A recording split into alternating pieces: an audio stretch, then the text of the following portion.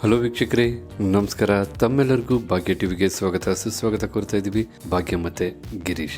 ಸ್ನೇಹಿತರೆ, ತಮ್ಮೆಲ್ಲರಿಗೂ ಮತ್ತೊಮ್ಮೆ ಹೃತ್ಪೂರ್ವಕವಾದಂತಹ ಧನ್ಯವಾದಗಳು. ಯಾರೆಲ್ಲ ಸಬ್ಸ್ಕ್ರೈಬ್ ಮಾಡಿದಿರಾ, ಯಾರೆಲ್ಲ ನಮ್ಮ ವಿಡಿಯೋ ನೋಡಿದಿರಾ, ಅಥವಾ ಮುಂದೆ ಯಾರು ಸಬ್ಸ್ಕ್ರೈಬ್ ಮಾಡ್ತೀರಾ ಮತ್ತೆ ಮುಂದೆ ಯಾರು ನಮ್ಮ ವಿಡಿಯೋ ನೋಡ್ತೀರಾ, ಎಲ್ಲರಿಗೂ ಸಹ ವಂದನೆಗಳು. ಯಾಕೆಂದ್ರೆ ಭಾಗ್ಯ ಟಿವಿ ಈಗ 4 ಲಕ್ಷ ಜನ ಸಬ್ಸ್ಕ್ರೈಬರ್ನ ಹೊಂದಿದೆಯಲ್ಲ. ನಿಮ್ಮ ಪ್ರೀತಿ, ವಿಶ್ವಾಸ, ಆಶೀರ್ವಾದ ಖಂಡಿತ ಸದಾ ಹೀಗೆ ಭಾಗ್ಯ ಟಿವಿ ಮೇಲೆ ಇರಲಿ ಅಂತ ಕೋರ್ಕೊಳ್ತೇವೆ. ಹಾಗೆ ಬನ್ನಿ, ಇವತ್ತು ನಾವು ನಿಮಗೆ ಈ ಒಂದು ವಿಡಿಯೋ ಮೂಲಕ ಸ್ಪೆಷಲ್ ಆದಂತಹ ವಾಂಗಿಬಾತ್ನ ಮಾಡಿ ತಿಳಿಸ್ತಾ ಇದ್ವಿ.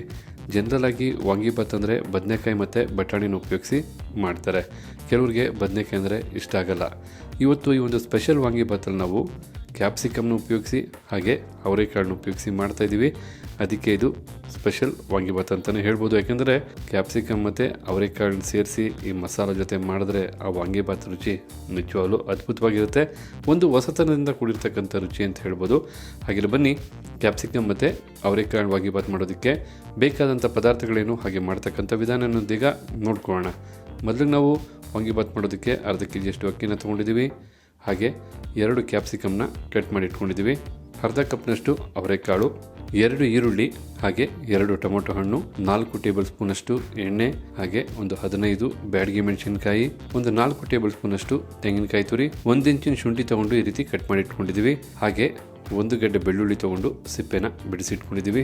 ಜೊತೆಗೆ 1 ಟೇಬಲ್ ಸ್ಪೂನಷ್ಟು ಧನಿಯಾ ಕಾಳುಗಳು, ಮತ್ತೆ ನಾವಿಲ್ಲಿ ಒಗ್ಗರಣೆಗೆ ಮತ್ತೆ ರುಬ್ಬಕ್ಕೆ ಅಂತ ಸಪ್ರೇಟ್ ಆಗಿ 2 ಮಸಾಲ ಪದಾರ್ಥಗಳನ್ನ ತಗೊಂಡಿದ್ದೀವಿ. ಮೊದಲಿಗೆ ಮಸಾಲಾಗೆ ಹಾಕಿ ರುಬ್ಕೊಳ್ಳೋದಕ್ಕೋಸ್ಕರ ಸ್ವಲ್ಪ ಚಕ್ಕೆ, ಹಾಗೆ 1 ಸ್ಟಾರ್ ಹೂವು, 4 ಲವಂಗ, 4 ಏಲಕ್ಕಿಕಾಯಿ, 2 ಅನಾನಸ್ ಹೂವು, ಸ್ವಲ್ಪ ಕಲ್ಲುವನ್ನು ತಗೊಂಡಿದ್ದೀವಿ. ಒಂದೇ ಒಂದು ಚಿಕ್ಕ ಈರುಳ್ಳಿನ ನಾವು ಈ ರೀತಿ ಕಟ್ ಮಾಡಿ ಇಟ್ಕೊಂಡಿದ್ದೀವಿ. ಇವೆರಡು ಸಹ ನಮಗೆ ಮಸಾಲ ರುಬ್ಕೊಳ್ಳೋಕ್ಕೋಸ್ಕರ ತೊಗೊಂಡಿರ್ತಕ್ಕಂಥ ಪದಾರ್ಥಗಳು. ಒಗ್ಗರಣೆ ಮಾಡ್ಬೇಕಾದ್ರೆ ಸೇರಿಸೋದಕ್ಕೆ ನಾವು ಸ್ವಲ್ಪ ಸೋಂಪು ಕಾಳು, ಹಾಗೆ ಸ್ವಲ್ಪ ಕಸೂರಿ ಮೆಂತ್ಯ, ಒಂದು ಅರ್ಧದಷ್ಟು ಸ್ಟಾರ್ ಹೂವು, 1 ಏಲಕ್ಕಿ, 1 ಲವಂಗ, ಒಂದು ಅರ್ಧ ಇಂಚಿನಷ್ಟು ಚಕ್ಕೆನ ತೊಗೊಂಡಿದ್ದೀವಿ. ಸ್ವಲ್ಪ ಅರಿಶಿಣದ ಪುಡಿ, ಮತ್ತೆ ಸ್ವಲ್ಪ ಇಂಗು, ಹಾಗೆ 1 ಟೀ ಸ್ಪೂನಷ್ಟು ಸೋಂಪು ಕಾಳನ್ನು ಸಹ ಸಪ್ರೇಟಾಗಿ ತೊಗೊಂಡಿದ್ದೀವಿ. ಜೊತೆಗೆ ರುಚಿಗೆ ತಕ್ಕಷ್ಟು ಉಪ್ಪು. ಇದಿಷ್ಟು ನಿಮಗೆ ಸ್ಪೆಷಲ್ ವಾಂಗಿಬಾತ್ ಮಾಡೋದಕ್ಕೆ ಬೇಕಾದಂಥ ಪದಾರ್ಥಗಳು. ಹಾಗೆ ಬನ್ನಿ, ಮಾಡತಕ್ಕಂಥ ವಿಧಾನನ ನೋಡ್ಕೊಳ್ಳೋಣ. ನಾವು ತೊಗೊಂಡಂಥ ಅಕ್ಕಿಗೆ ನಾವು ನೀರನ್ನು ಸೇರಿಸ್ಕೊಳ್ತಾ ಇದ್ದೀವಿ. ಸುಮಾರು ಒಂದು 10 ನಿಮಿಷಗಳ ಕಾಲ ಇದೇ ರೀತಿ ನೀರಲ್ಲಿ ನೆನೆಸ್ಬೇಕಾಗತ್ತೆ. ಈ ರೀತಿ ನೆನೆಸೋದ್ರಿಂದ ನಿಮಗೆ ರುಚಿ ಚೆನ್ನಾಗಿರುತ್ತೆ ಅನ್ನ ಆದ ನಂತರ. ಜೊತೆಗೆ ನಿಮಗೆ ಬಹಳ ಉದುರಾಗಿ ಅನ್ನ ಆಗುತ್ತೆ. ಈಗ ನಾವು ಸ್ಟವ್ ಮೇಲೆ ಒಂದು ಬಾಣಲಿನ ಇಟ್ಕೊಂಡಿದ್ದೀವಿ. ಸ್ಟವ್ ಹಚ್ಚೋದಕ್ಕೂ ಮೊದಲೇ ನಾವು ಬಾಣಲಿಗೆ ಈರುಳ್ಳಿನ ಸೇರಿಸ್ಕೊಳ್ತಾ ಇದ್ದೀವಿ. ಬ್ಯಾಡಗಿ ಮೆಣಸಿನ್ಕಾಯಿನೂ ಸಹ ಸೇರಿಸ್ಕೊಳ್ತಾ ಇದ್ದೀವಿ. ಹಾಗೆ ನಾವು ತೊಗೊಂಡಂಥ ಮಸಾಲ ಪದಾರ್ಥಗಳನ್ನು ಸಹ ಸೇರಿಸ್ಕೊಳ್ತಾ ಇದ್ದೀವಿ. ಮತ್ತು 1 ಟೇಬಲ್ ಸ್ಪೂನಷ್ಟು ಧನಿಯಾ ಕಾಳನ್ನು ಸಹ ಸೇರಿಸ್ಕೊಳ್ತಾ ಇದ್ದೀವಿ. ಬೆಳ್ಳುಳ್ಳಿನೂ ಸಹ ಸೇರಿಸ್ಕೊಳ್ತಾ ಇದ್ದೀವಿ. ಶುಂಠಿನೂ ಸಹ ಸೇರಿಸ್ಕೊಳ್ತಾ ಇದ್ದೀವಿ. ಶುಂಠಿನೂ ಸೇರಿಸಾದ ನಂತರ 1 ಟೀ ಸ್ಪೂನು ಸೋಂಪು ಕಾಳುಗಳನ್ನು ಸಹ ಸೇರಿಸ್ಕೊಳ್ತಾ ಇದ್ದೀವಿ. ಸ್ವಲ್ಪ ಇಂಗನ್ನು ಸಹ ಸೇರಿಸ್ಕೊಳ್ತಾ ಇದ್ದೀವಿ. ಮತ್ತು ಅರಿಶಿಣದ ಪುಡಿನೂ ಸಹ ಸೇರಿಸ್ಕೊಳ್ತಾ ಇದ್ದೀವಿ. ಇದಿಷ್ಟು ನಾವು ಸ್ಟವ್ ಹಚ್ಚೋದಕ್ಕೆ ಮೊದಲೇ ಬಾಣಲಿಗೆ ಸೇರಿಸಿದ್ದೀವಿ. ಇದೆಲ್ಲ ಪದಾರ್ಥಗಳನ್ನು ಸೇರಿಸಾದ ನಂತರ ನಾವು 1 ಟೇಬಲ್ ಸ್ಪೂನಷ್ಟು ಎಣ್ಣೆನ ಸೇರಿಸ್ಕೊಳ್ತಾ ಇದ್ದೀವಿ. ಈಗ ನಾವು ಸ್ಟವ್ ಹಚ್ಕೊಳ್ಳೋಣ. ಮೀಡಿಯಂ ಫ್ಲೇಮಲ್ಲಿ ಒಂದು 3 ರಿಂದ 4 ನಿಮಿಷಗಳ ಕಾಲ ಇವೆಲ್ಲ ಫ್ರೈ ಮಾಡ್ಕೋಬೇಕಾಗತ್ತೆ.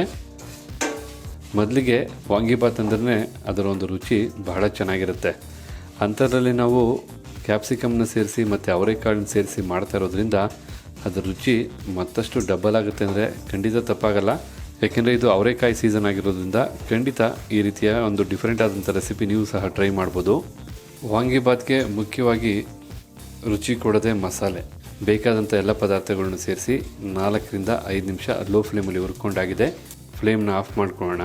ಫ್ಲೇಮ್ನ ಆಫ್ ಮಾಡಿದ ನಂತರ ನಾವು ತೊಗೊಂಡಂಥ ತೆಂಗಿನಕಾಯಿ ತುರಿನೂ ಸಹ ಸೇರಿಸ್ಕೊಳ್ತಾ ಇದ್ದೀವಿ.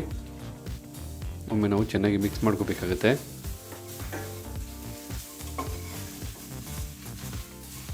ನಾವು ತೆಂಗಿನಕಾಯಿ ತುರಿಯನ್ನು ಸೇರಿಸಿ ಮಿಕ್ಸ್ ಮಾಡ್ಕೊಂಡಿದ ನಂತರ ಈಗೊಂದು ಮಿಕ್ಸಿ ಜಾರ್ನ ತೊಗೊಂಡು ಈ ಹುರಿದಂಥ ಎಲ್ಲ ಮಸಾಲಾನ ಮಿಕ್ಸಿ ಜಾರ್ಗೆ ಸೇರಿಸ್ಕೋಬೇಕಾಗತ್ತೆ.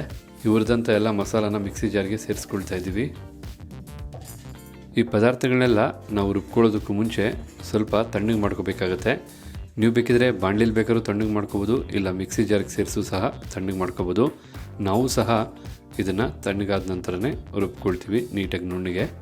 ಬಾಣಲಿಲಿ ಹುರಿದಂಥ ಎಲ್ಲ ಮಸಾಲ ಪದಾರ್ಥಗಳನ್ನು ಈಗ ಮಿಕ್ಸಿ ಜಾರಿಗೆ ಸೇರಿಸಿ ತಣ್ಣಗೆ ಮಾಡ್ಕೊಂಡಿದ್ದೀವಿ. ಈಗ ಸ್ವಲ್ಪ ನೀರನ್ನು ಸೇರಿಸ್ಕೊಳ್ಳೋಣ. ರುಬ್ಬೋದಕ್ಕೆ ಸಹಾಯ ಆಗೋ ಹಾಗೆ ಸ್ವಲ್ಪ ನೀರನ್ನ ಸೇರಿಸ್ಕೊಂಡ್ರೆ ಸಾಕಾಗುತ್ತೆ. ಬನ್ನಿ ಈಗ ಇದನ್ನೆಲ್ಲ ನಾವು ನುಣ್ಣಿಗೆ ರುಬ್ಕೊಂಬರೋಣ.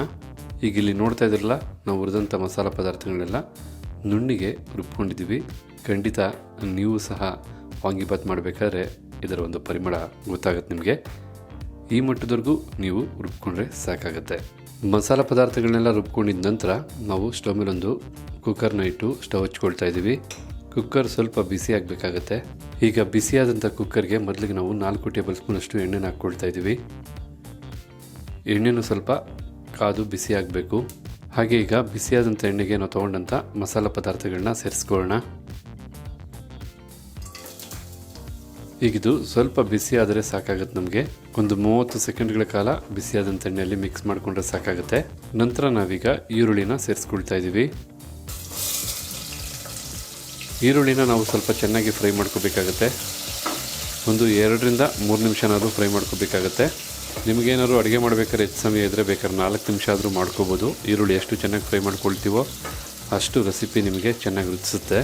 ಈಗ ಇಲ್ಲಿ ನಾವು 3ರಿಂದ 4 ನಿಮಿಷಗಳ ಕಾಲ ಈರುಳ್ಳಿನ ಚೆನ್ನಾಗಿ ಫ್ರೈ ಮಾಡ್ಕೊಂಡಾಗಿದೆ.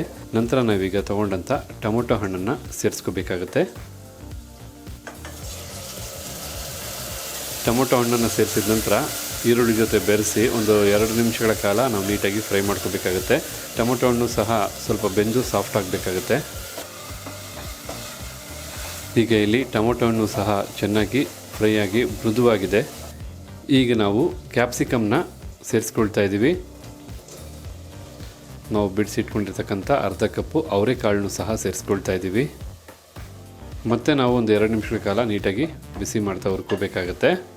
ಈ ರೀತಿ ಸ್ವಲ್ಪ ಹೊತ್ತು ಉರಿಯೋದ್ರಿಂದ ಯಾವುದೇ ಒಂದು ಮಸಾಲ ಪದಾರ್ಥ ಆಗ್ಬೋದು, ತರಕಾರಿ ಆಗ್ಬೋದು, ಹಸಿ ವಾಸನೆ ಹೋಗುತ್ತೆ.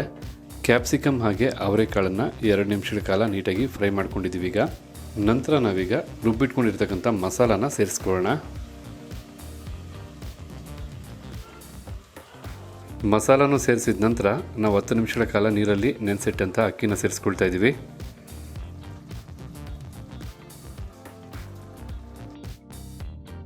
ಈಗ ಅಕ್ಕಿನೂ ಸೇರಿಸಾದ ನಂತರ ನಾವು ರುಚಿಗೆ ತಕ್ಕಷ್ಟು ಉಪ್ಪನ್ನು ಸೇರಿಸ್ಕೊಳ್ತಾ ಇದ್ದೀವಿ. ನಾವು ಈ ಲೋಟದಲ್ಲಿ 2 ಲೋಟ ಆಗೋಷ್ಟು ಅಕ್ಕಿನ ತೊಗೊಂಡಿದ್ವಿ. ಆದರೆ ನಾವು ನೀರನ್ನು ಮಾತ್ರ 3 ಲೋಟ ಮಾತ್ರ ಬೆರೆಸ್ಕೊಳ್ತಾ ಇದ್ದೀವಿ. ನೀವೇನಾದ್ರು ಅಕ್ಕಿನ ಮೊದಲೇ ನೆನೆಸಿಲ್ಲ ಅಂದರೆ ನೀವಾಗ 4 ಲೋಟ ನೀರು ಸೇರಿಸ್ಕೋಬೋದು. ನಾವು ಮೊದಲೇ 10 ನಿಮಿಷಗಳ ಕಾಲ ನೆನೆಸಿರೋದ್ರಿಂದ 3 ಲೋಟ ನೀರನ್ನು ಮಾತ್ರ ಸೇರಿಸ್ತಾ ಇದ್ದೀವಿ. ನಂತರ ನಾವು ಇನ್ನೊಂದು ಲೋಟ ನೀರನ್ನ ಸೇರಿಸೋದಕ್ಕೂ ಮೊದಲೇ ನಾವು ಮಿಕ್ಸಿ ಜಾರ್ಗೆ ಹಾಗೆ ಮಸಾಲ ರುಬ್ಬಿಟ್ಕೊಂಡಿರ್ತಕ್ಕಂಥ ಬಟ್ಲಿಗೆ ಸೇರಿಸಿ ನಾವು ಮತ್ತೊಂದು ಲೋಟ ನೀರನ್ನ ಸೇರಿಸ್ಕೊಳ್ತಾ ಇದ್ದೀವಿ.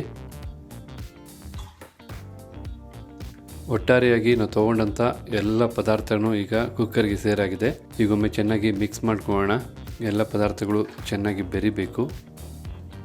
ನಂತರ ನೀವು ಕುಕ್ಕರ್ ಲಿಡ್ನ ಕ್ಲೋಸ್ ಮಾಡಿ 2 ವಿಸಿಲ್ ಬರೋವರೆಗೂ ಕೂಗಿಸ್ಕೋಬೇಕಾಗತ್ತೆ. ನೀವು ಬೇಕಿದ್ರೆ ಈ ಸಂದರ್ಭದಲ್ಲಿ ಹೈ ಫ್ಲೇಮಲ್ಲೇ ನೀವು ಕುಕ್ಕರ್ನ ಕೂಗಿಸ್ಕೋಬೋದು.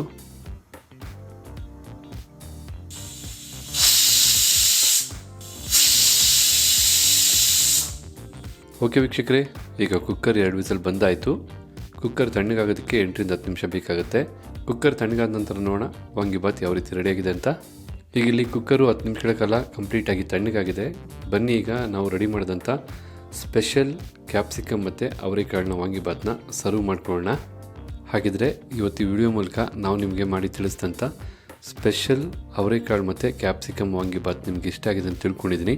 ಇಷ್ಟ ಆಗಿದ್ರೆ ಈ ವಿಡಿಯೋಗೊಂದು ಲೈಕ್ ಮಾಡಿ, ಜೊತೆಗೆ ನಿಮ್ಮ ಅನಿಸಿಕೆ ಅಭಿಪ್ರಾಯ ಏನಿದೆ ಅನ್ನೋದನ್ನು ಕಮೆಂಟ್ ಬಾಕ್ಸಲ್ಲಿ ಕಮೆಂಟ್ ಮಾಡಿ. ಅಷ್ಟೇ ಅಲ್ಲ, ಈ ವಿಡಿಯೋನ ಮತ್ತೊಬ್ಬರಿಗೂ ಹೆಲ್ಪ್ ಆಗೋಗೆ ಶೇರ್ ಮಾಡಿ ಅಂತ ಹೇಳ್ತಾ ತಮಗೆಲ್ಲರಿಗೂ ಧನ್ಯವಾದನ ಅರ್ಪಿಸ್ತಾ ಇದ್ವಿ. ಭಾಗ್ಯ ಮತ್ತು ಗಿರೀಶ್ ಮತ್ತೆ ಹೊಸ ವಿಡಿಯೋದಲ್ಲಿ ಭೇಟಿಯಾಗೋಣ. ಅಲ್ಲಿವರೆಗೂ ನಮಸ್ಕಾರ ಸ್ನೇಹಿತರೆ.